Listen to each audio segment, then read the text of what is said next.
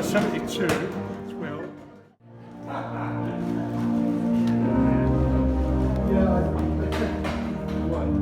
Morning, Nick. Morning, Steve. You're right. 35 years ago, I listened to some stories by some ex-heroin addicts in Jackie Pullinger's ministry in Hong Kong. How they had been healed painlessly and immediately by praying to the Christian God. But each had had an encounter with God that changed their lives straight away, rebuilds them into the people whom God intended them to be. It was quite a revelation to this successful, arrogant, middle-class lawyer.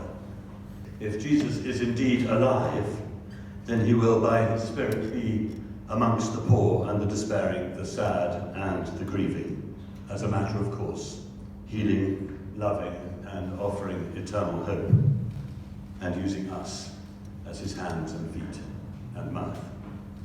At that moment of realization, my heart broke for those in need, and my life changed forever, and I haven't looked back. John says, whoever claims to live in him must walk as Jesus did, must walk as Jesus did. Well, how did he walk when he was here incarnate, amongst the poor and the prostitutes, the publicans, and the thieves, the sick and the corrupt, whenever he could, loving them, until they were transformed by that love. So 3 years later, in 1987, the Besom was born. It was a clear call by God on not to start a ministry with the poor, but to start a ministry of discipleship, encouraging, enabling, teaching those believers who had, in the main, not been taught these things in their churches, how to engage with those in need in the communities around them, and the extraordinary, almost selfish blessings that come from doing so, how to pray for them, how to show them love, how supremely to show them hope, as only we can do, by doing very ordinary and practical things well within their abilities. God told me then that the hearts of those who claim to follow him would be softened by this ministry.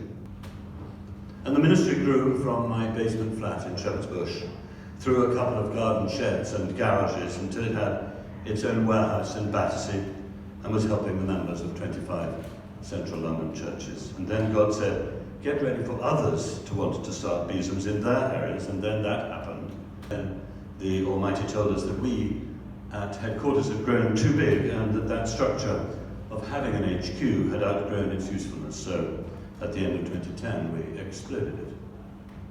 And we suggested that we should move from a bicycle wheel shape of hub and spokes to a spirograph shape, a decentralized ministry that's not dependent on a central hub, beginning to encourage other Besoms to take on some of the functions that have been taken on before by us at the warehouse in London.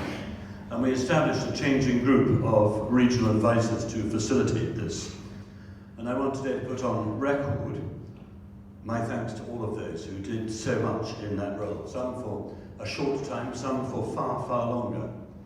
Simon of Guildford, Mandy of Runnymede, Andy of Basingstoke, Nesta of Taunton, Lawrence of Chepstow, right up to today, just indeed where the newly formed Besom support group has the recently joined Julia from Ashstead, and still has those long-serving and stalwart and wonderful Gillian Chris of Whitney, Steve and Joy of Sheffield, and Gavin of Cambridge, undergirding the next stage of the Besom journey.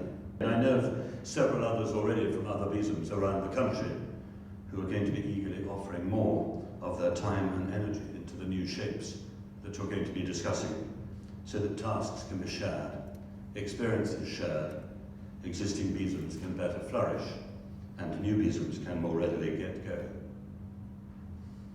I don't know where it's all heading. I never really did, I don't think. But I do know two things, because God has told us both of them. The first, some time ago, was a picture of small twinkling lights of hope covering a map of the UK, and they were all Besoms. And secondly, that the dragon of poverty and need in this country could be slain by a sword wielded from within this very ministry. In that picture, it was all of us together with our shields of faith locked together like a Roman tortoise who were wielding that sword. Could it happen? Of course it could happen. Anything can happen when we're obedient to the commands of God.